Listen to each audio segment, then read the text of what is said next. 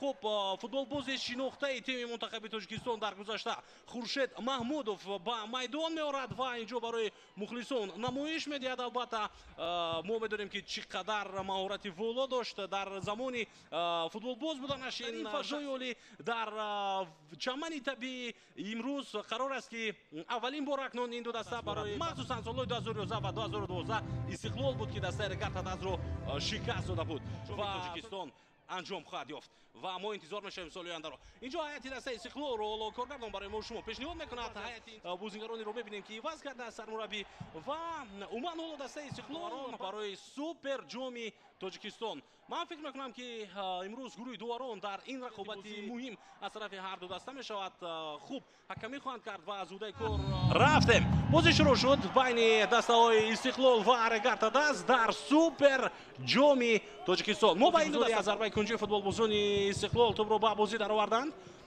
ارسال نوبتی با داخل جریمه گل و حالت بسیار هم خوفناک. ارزنده رو در این مسابقه دستگیری کنند. حالا شهرزاد در داخل جریمه گل توپ رو از دست داد و قاعده بازی ویران میشود یا نه. حالا دوباره مرکز خاموش است. مسئول کبیر و همچنین دادوبویف حالا در علاقه میشود. رسیش بود در این وضعیت. نه من در اول گفتم که تبریز پای خود رو حرکت نمیکرد و پیش نمیگذاشت، اما در این وضعیت حالا میبینیم که تبریز حرکت کرد، با میدان برگشت. پنالتی،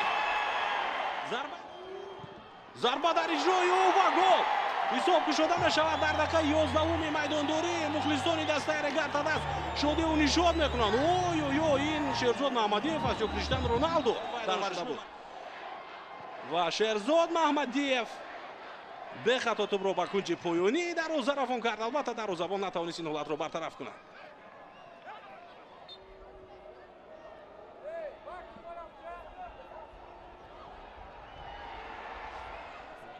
توپ رو گرفت لیکن عکس الهجومی دستش رو او نتوانست در آن وضعیت ادامه داده. حالا محمد جان رحیموف در داخل جریمه گل ضربه زمینی در اجرای او و کم نیست برای دسته رگارتاداز. پس با فریمپونگ در داخل جریمه گل ادامه می‌یابد هجوم دسته رگارتاداز و امکانیت برای اجرای ضربه و سویولی دروازه‌بان پانی بازیگر سال دیگر و این دفعه توپ از میدان بیرون می‌شود از و بازم برطرف گردید.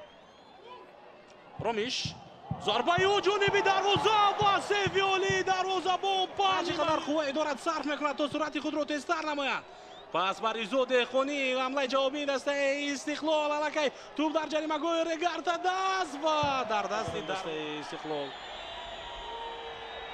از نو به حمله میرود. یک از بازیگران رگارد در زمین خوب است. پرتاب نوبتی محمد جان رحیموف ارسال به مرکز مانوئل ضربه او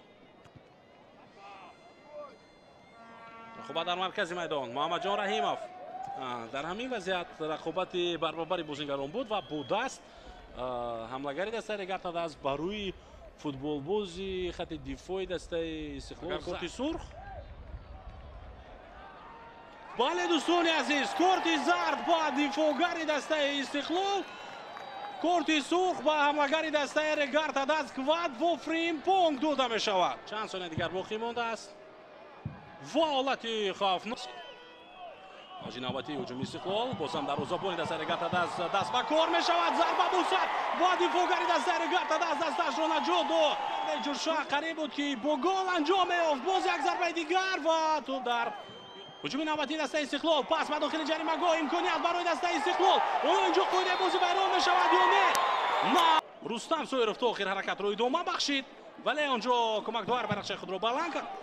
افساید بود. این رو ما نمیتوانیم انکار کنیم و این افتیدن دوباره علیشیر با توپ کاپیتان در داخل جریمه گل ضربه میزند و برطرف گردید این هجوم. نه هنوز ادامه دارد حمله. علیشیر جلیلوف از فرصت شهرام پرتاب نوبتی و بعد داخل جریمه گل ضربه و گل. احساساتش چگونه است؟ البته نبودن بختیار قلندرов در خط دفاع همین گونه خالگی رو به میان میاره. هجوم نوبتی دسته استقلال رو میبینیم. باز ارسال نوبتی به داخل جریمه گل و پانی مانوئل سرالی توپ رو به مسرور روان کرد و مبارزه در داخل جریمه گل ادامه مییابد. ду ҳолатро бояд довар баҳо бидиҳад. масрур ғафуров дар дохили ҷаримаҳгоҳ қарор дорад. масрур зарбаи зарба аз масофаи дур, имконияти навбатӣ барои иҷрои зарба ва боғеҷи Асилбек Темир.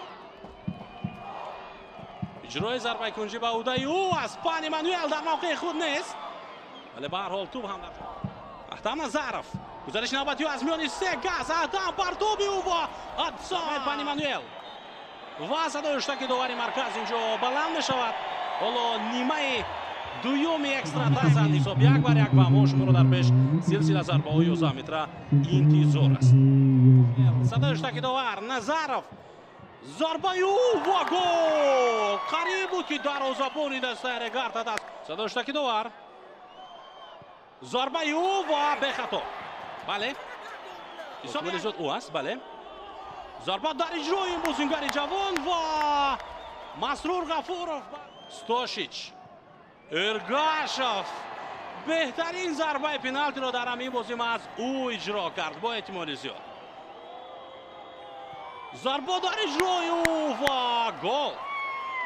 Шерзод Маҳмадиев фикр нокарда зарба мезанад ин бозингар ва бехато. ҳисоб 3-3. зарбаи бозингари дастаи Истиқлол Амирбек Ҷурабоев ё не. зарба ва гол. аммо зарбаи ӯ ва хеле зебо, хеле оддӣ, ором. Истиқлол Далер зарбаи ӯ ва иштибоҳи ин бозингар. Тамом бо ҳамин дастаи Истиқлол маротибаи навбатӣ барандаи ва ташаккур мекунем ба дастаҳо барои нишон додани як бозии олӣ.